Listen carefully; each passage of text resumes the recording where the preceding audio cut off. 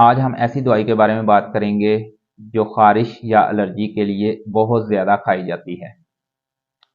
تو آج کا ہمارا ٹاپک ہے سٹرازین ٹیبلٹ۔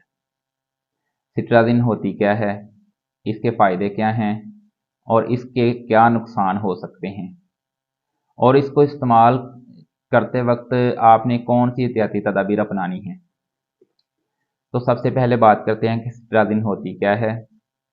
یہ اینٹی الرجک میڈیسن ہے جو اینٹی ہسٹامین گروپ سے تعلق رکھتی ہے۔ یہ ہمارے جسم میں ہونے والے الرجک ری ایکشن کو روکنے میں مدد دیتی ہے اور اس کیمیکل کو بلاک کرتی ہے جس کی وجہ سے الرجک ری ایکشن شروع ہوتا ہے۔ اب ہم اس کے یوزز کے بارے میں بات کرتے ہیں۔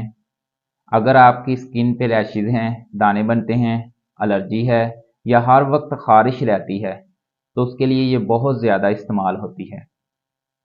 اس کے علاوہ ان لوگوں کے لیے جن کو پرفیوم سے الرجی ہے، مسالوں سے الرجی ہے یا ڈسٹ سے الرجی ہے، ان کے لیے بھی یہ استعمال ہوتی ہے۔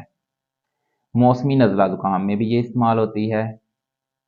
اس کے علاوہ چھینکیں آتی ہیں جن لوگوں کو، ناک سے پانی بہتا ہے، آنکھوں سے پانی بہتا ہے، یہ بھی الرجی کی ایک قسم ہے، اور اس میں بھی ٹیبلٹ سٹرازین استعمال ہوتی ہے۔ اب ہم سٹرازین کے سائیڈ افیکٹ کے بارے میں بات کریں گے۔ سٹرازین کے سائیڈ افیکٹ جو سب سے زیادہ دیکھنے میں آتے ہیں ان میں چکر آ سکتے ہیں، ہلکی ہلکی تھکاوٹ ہو سکتی ہے، زیادہ نیند آ سکتی ہے، منہ خشک ہو سکتا ہے، سر میں درد ہو سکتا ہے۔ اب ہم بات کریں گے کہ سٹرازین کو استعمال کرتے وقت آپ نے کون سی احتیاطی تدابیر اپنانی ہیں اور کن باتوں کا آپ نے خاص خیال رکھنا ہے۔